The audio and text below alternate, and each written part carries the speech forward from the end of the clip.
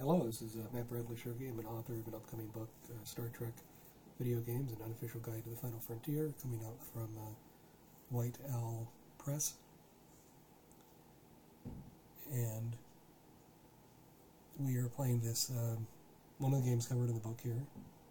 Pretty bizarre title, Star Trek Next Generation, the Transium Challenge. Just PC speaker effects, these weird kind of full motion video things as we're seeing here. I'll probably reset the game so you can kind of see it from the beginning, but it has a beardless Riker, so you know it was done early on with Star Trek, and no Pulaski. And yet you have these verbs here, so it's kind of like it's a graphic adventure, but probably more so with the text games. With the so we have this setup here with the plot, very dialogue heavy. Of course, it's a PC speaker, so no voices or anything. But basically, she says,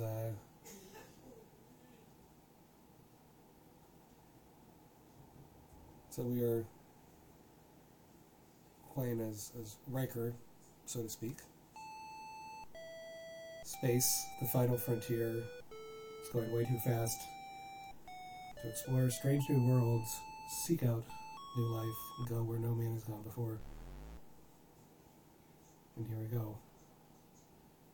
So I think it'll repeat the opening sequence, which would be good for the plot. The Transium Challenge. Transium Challenge, excuse me. Yeah, that's definitely a nerdy sounding title. You get the Paramount Communications logo. It's a good likeness of the Enterprise, I think. And if you like what you see, just give me a follow, and you can chat along and ask me questions about Star Trek games or this or whatever. As long as it's somewhat reasonable, I should respond. And we got some graphics glitches on here. Oh, I see, it's doing the credits. How stupid. Okay, come on. Okay, here we go. And so, basically the setup in the game is you can consult different people on your ship. You play as Riker, basically, on the ship. There is something like with an asteroid. It's talking about the bridges or whatever, but we want to start talking with Data to kind of investigate more of what's going on, because get the plot going. So here are the 6 members, right? There's before Riker, beardless Riker.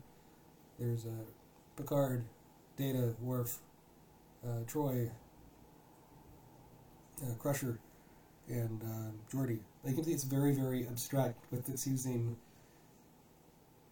These graphics are just so limited for what they're trying to do, and that they get kind of a full motion video thing going, kind of with these animated GIFs. It gives it a real creepy feel. I've never seen a game with an interface quite like this, which is part of why I covered this in my book that's coming out. You can pre-order it on Amazon UK, Amazon Germany, and the European sites, but it should be up to pre-order in the States in the end of June, and I'll be speaking about it at Star Trek 2 Las Vegas in early August at the Rio. So let's talk to Data.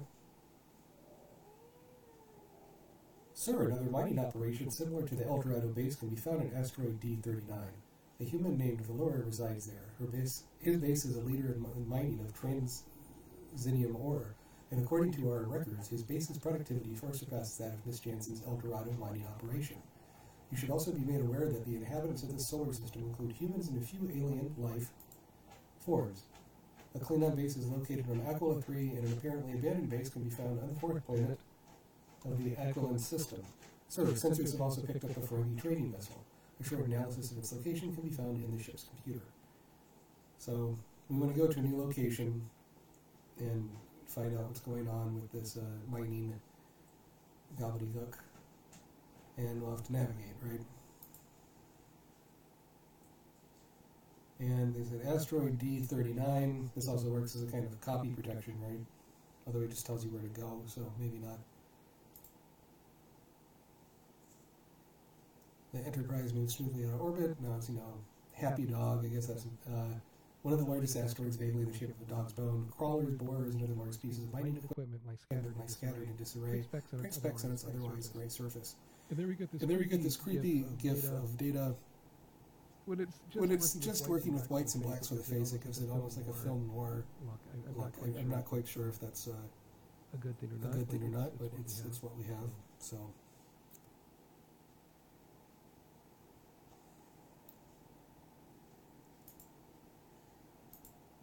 Now we want to go to transport.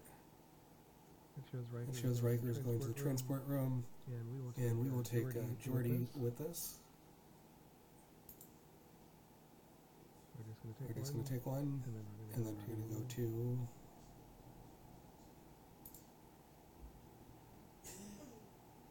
the doghouse. This asteroid. That looks like a dog's bone, but not really. But yep, there's Riker. His turn. And this is a person we're speaking to. Now he looks kind of shocked. It's a different person, I guess.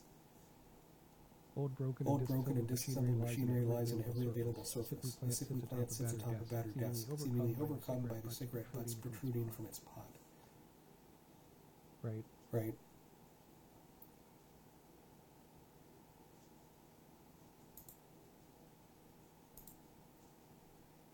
I'll just click to advanced.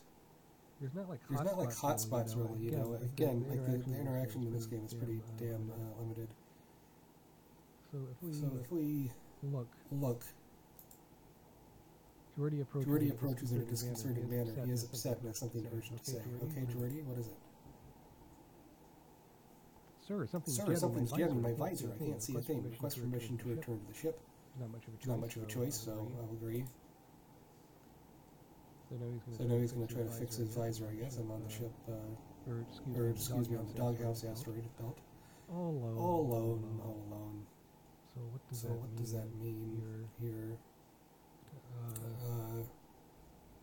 We're going to look around on the planet and talk for people, I guess. Look can also mean explorer, I guess. Like a clock wound too far, the man rocking back and forth in the center of the room seems unable to find a release for his tremendous repressed energy. Converse. I like how it doesn't say talk, it says converse. It has to be as like nerdy as possible. When I saw that big white ship, I thought it must be the Farouk. Anyway, welcome. My name is Valera, Robert Valera. He pauses expectantly. Commander, you were a much too serious expression. You should lighten up. Will you please stick around and talk for a while? Sure. Say it's a pretty nice ship you got. My friend Farouk has one just like it. Of course, I haven't seen Farouk for quite some time. The way he tooted around in that thing, I would be surprised if he smeared himself all over an asteroid. That's how it goes around here. Sometimes you see, them again, and sometimes you don't. Again, the creepy kind of face stuff here, it's like... Right. He tried to redo this like with modern GIFs. That could be an interesting interface for a game. Continue to converse. We're looking for an item. Look of quiet desperation in his face. The assistant engineer's eyes reveal an intense interest in your presence. It could just be the dude wants to talk to you, right? That makes it sound so formal. But it does read a bit like one of the older Star Trek books, I guess, with the more formalities, but like a Star Wars book. What it's worth. People from Earth. I can't believe it. His face is a mix of surprise and relief. Oh, forgive me. Name is Fred Smith. He speaks more calmly now. Let me tell you something. An Earthman. You know how long I've seen Vincent seen a fellow human? Well, there's a Lurak, but he doesn't really count. Acknowledge. Why give you the choice if you just have one choice? Okay, we're going to keep on exploring.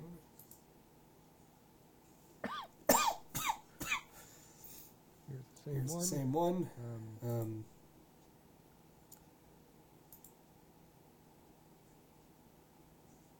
Okay. If you have the time, you should check out the fishing mackerel too. There's a sort of trout. I guess you can call it a trout, except it has legs and horns, sort of like an Illyrian rhinoceros. Except the horn is poisonous, sort of like a pit viper, but it has fins like a trout. Anyway, you can't eat them, not unless you've made a death wish, but boy, do they put up a fight. Quirky batch of individuals here, all alone in the mining colony. So again, the system engineer, what else does he have to say?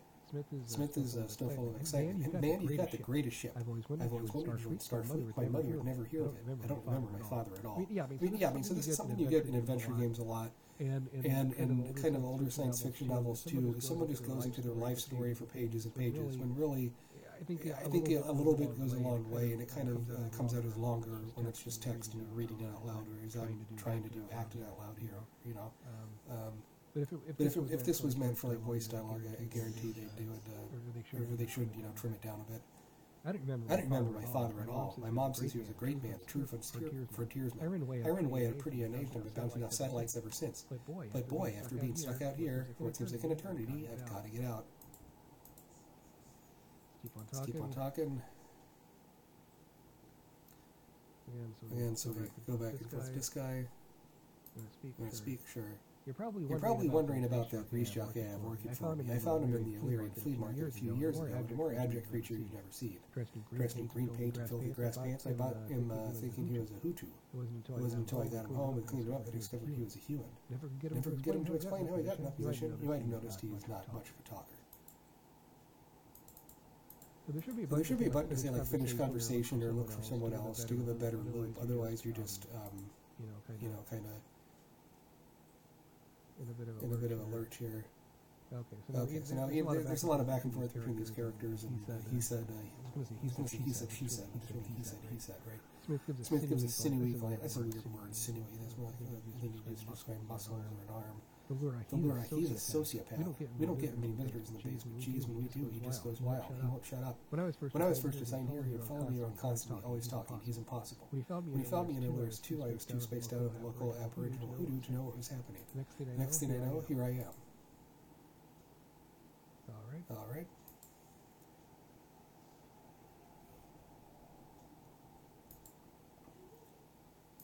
What's going on? If I were you, I'd keep away from Denny's and don't ever drink one of those steamy concoctions he serves up. I don't know what he puts in those drinks, but once someone starts going there, they never want to leave. And after the money runs out, they'll do anything for another drink. So there's a lot of people going nuts here on the doghouse. Dog bones or mining colony thing. But we are trying to get a nullifier? Sure. So keep on talking to people. Smith whispers, I really don't think Fuller is a well person, if you know what I mean. He never sleeps, he just walks the halls all night. Sometimes I find him lurking around the Transium, what I think it's Transium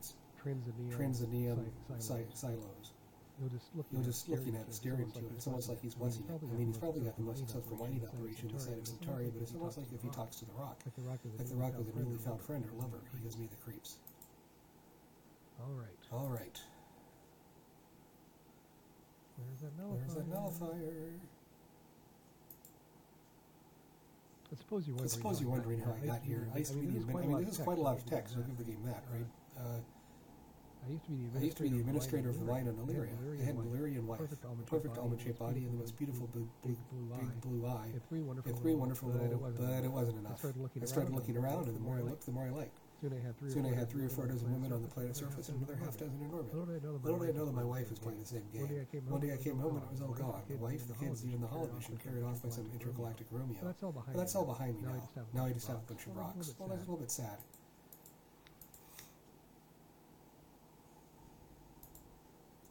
Smith whispers, and that's not all. Fuller talks about his past a lot. In fact, he talks about so much that occasionally things become skewed or overlap. It's almost as if he's lying about all of it and making it up as he goes. I try to be understanding, but it's really hard sometimes. He's not a well person. Okay. Just randomize where you get this item, I guess. We don't get many visitors out here except for an occasional brain-addled prospector. That's Smith. He's an okay worker, but not too bright. It's hard to get a coherent sentence out of the guy. He takes the chessboard and really starts to lose. How much of a sense of humor either. I might trade him for a Trimble the next time the Ferengi come around. Ha ha ha. That's a Star Trek reference to The Trouble with Tribbles.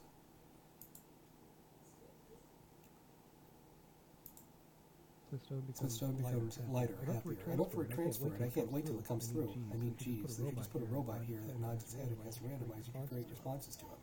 He's so boring. Just talk. I can't take it any longer. It's become unbearable.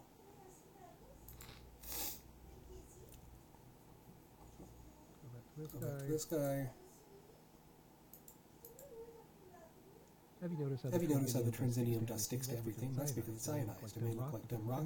So this is a good example of something from Star Trek, right?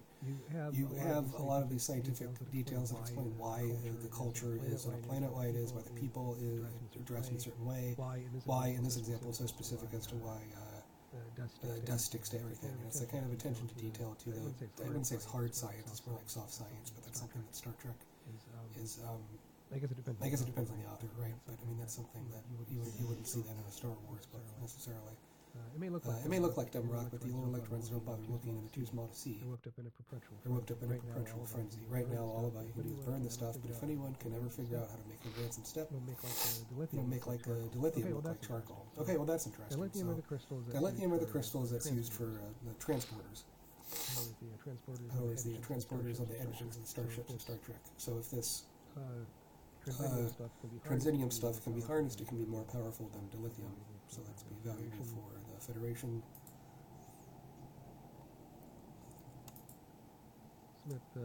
Smith speaks with a sense of urgency. My transfer might not come through for a long time, though. I heard it took one woman 14 years to get off the post.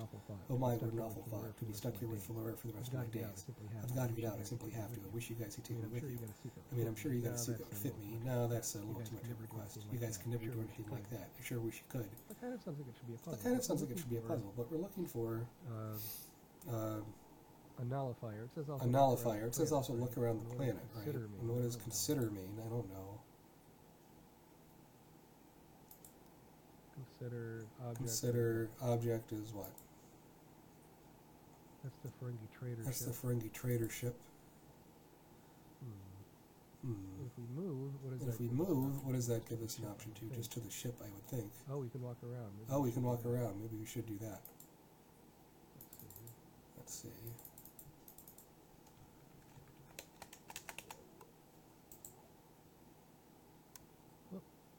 Whoop.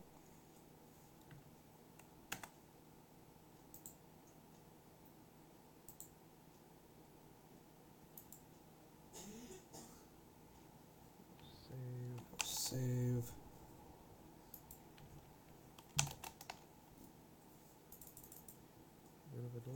Bit of a delay there, sure.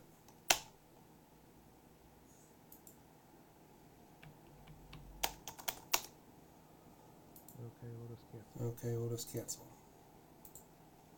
Why not? Come on. It's been a while since I played this one.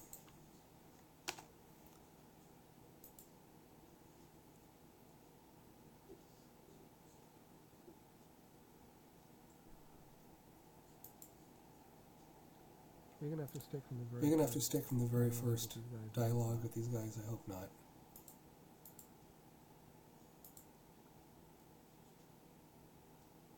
You didn't bring any mail, did you? You You're working for the company, the Universal Mining Company. For going on 20 years.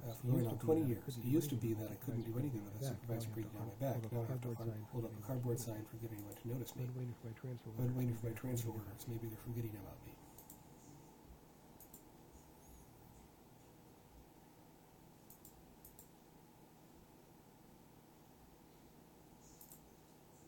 I want to move. And I see what is the...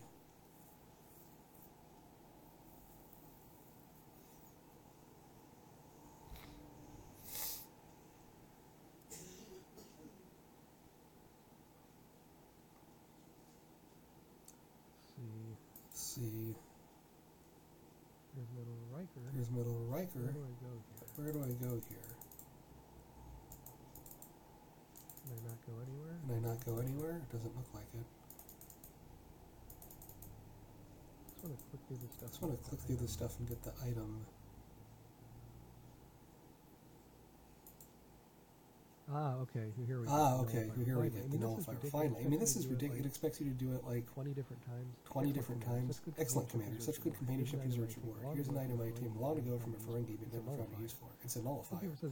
Some people say it helps you find the purest Transium, but heck, it hasn't done squat for me. All I can tell it does is improve vid reception. How about it? One friend to another? Okay, perfect. So now I'm going to transport. From the doghouse back to the Enterprise. If you don't mind commander, I think. If you don't mind commander, I think the nullifier would be most effective. Can I have it? You don't get a choice. You don't get a choice. You just give it to him. You should beam off the ship. You should beam off the ship to take this out. Well, not quite yet.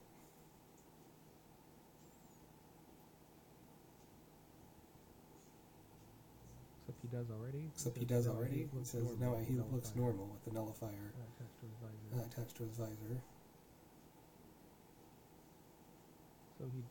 So he went to the planet just to make sure it worked, and they're going back to the ship, I guess. It's a lot of reading between the lines. It's a lot of reading between the lines you have to do. Okay, great. Okay, great.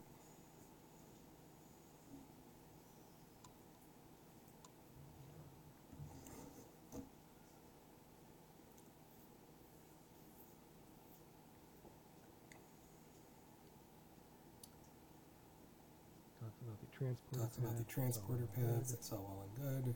If we move around the ship. If we move around the ship, what do we have? Oh, I see. This gives you options of where to go. Let's go to the bridge. Let's go to the bridge. Oh, there's good old Picard. Oh, there's good old Picard. Here's everyone. Here's everyone. Whoop. Geordi doesn't look too excited. Geordi doesn't look too excited.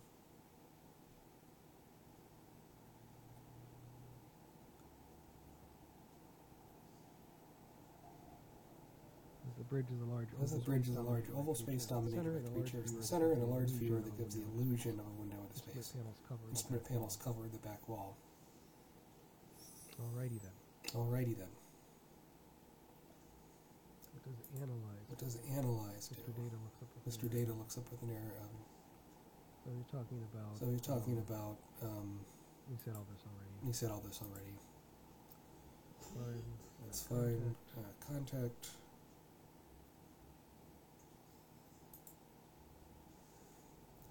Getting a transmission from Pamela Jansen in asteroid E146. I think that's the lady from the beginning. So we're going to the comm room. Main viewer, and that automatically gets you to where. Yeah. So it talks about Commander Riker, thank you for your help. However, there is a danger of the terrorists coming back. We do not have adequate defenses to resist such an attack.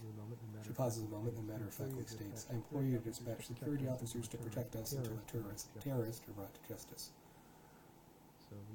So we will agree.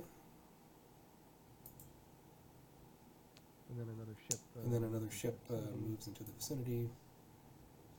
This alien vessel is certainly the cause of all the system's difficulties. We should attempt to speak with them. Number one, discover their grievances. And then now Data's trying to speak to this other person. And Worf is looking at us. Looking very upset.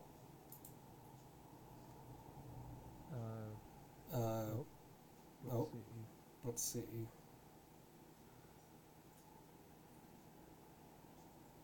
We're going to engage in combat.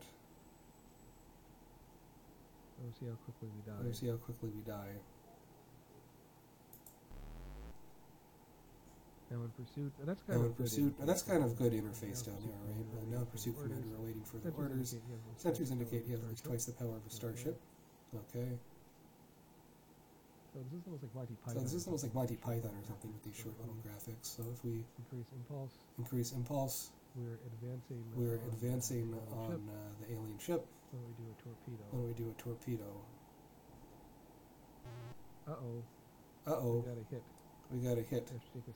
We have to take his phasers out. So if we use torpedoes. Okay.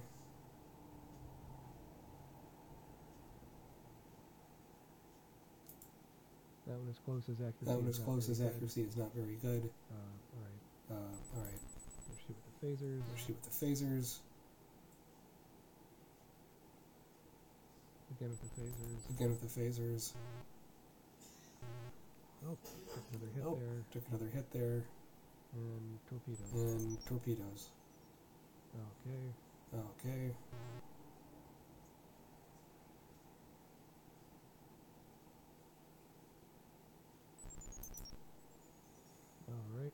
All right. Oh. So he got away. With Thought we could get him. It's too bad. Yeah, it's too bad. So there's no choice. There's no choice. We have to break off. In the pursuit, now we got a call. Now we got a call from Parks.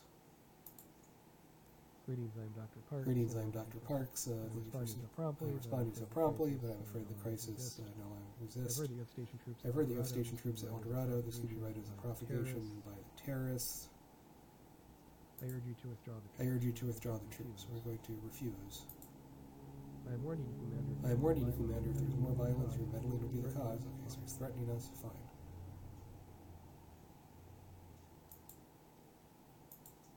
It's fine. It's fine. I want to navigate to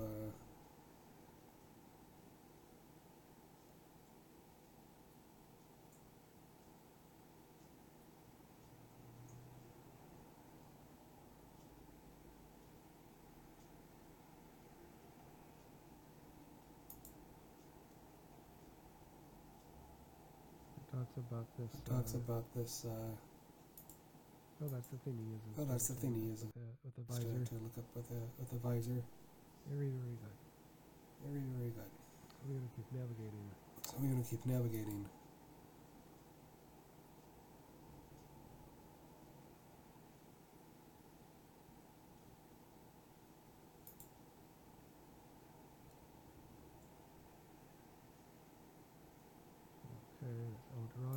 Okay, that's El Dorado. I'm going to wait and see if we get more of the bad guys showing up. Bad guys showing up. Probably not, though. Oh, okay. What if we consult with Worf? What if we consult with Worf?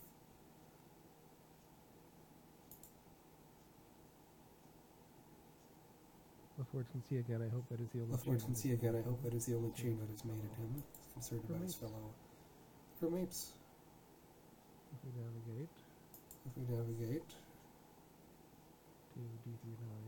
to D39.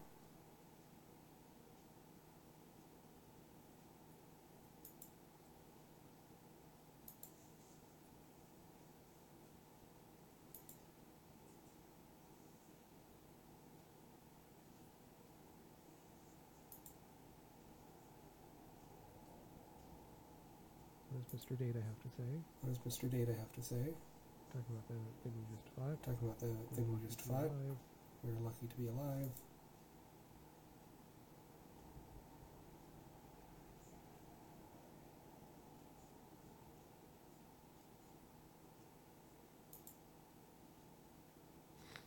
Oh, we're getting a transmission from the Mahali again. That guy's spooky looking, huh?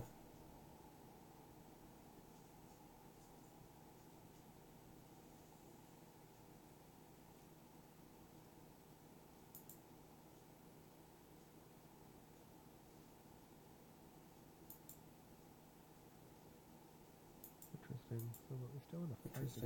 We're still in a fight the guy, which is what we're not doing.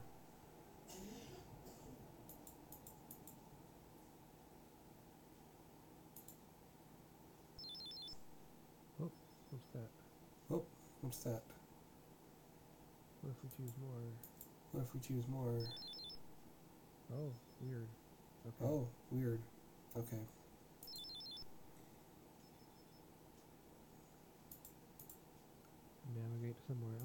Navigate somewhere else.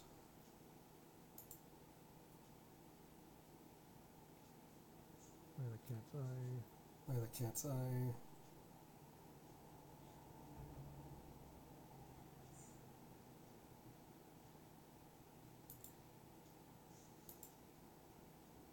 Where is that damn enemy vessel? I'm going to try to attack it.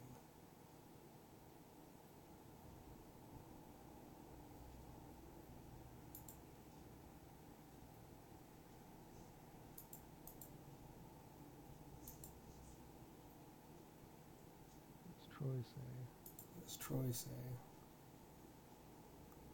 Little green thing in So her hair. has a little green thing in her hair. That's sort of nice.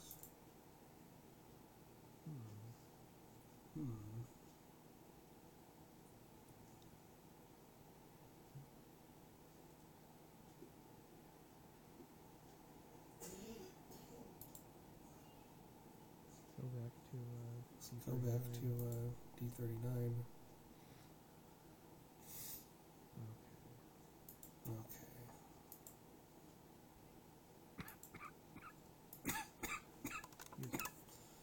Excuse me.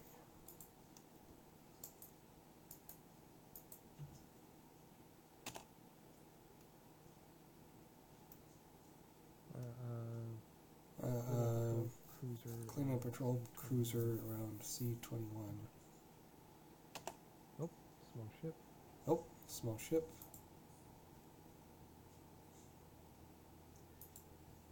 And we get to fight again. And we get to fight again. Yes. Yes. Same guy as before. It's the same guy as before.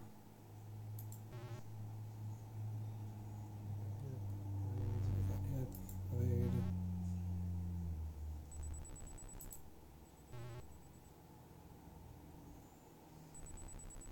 Do it again.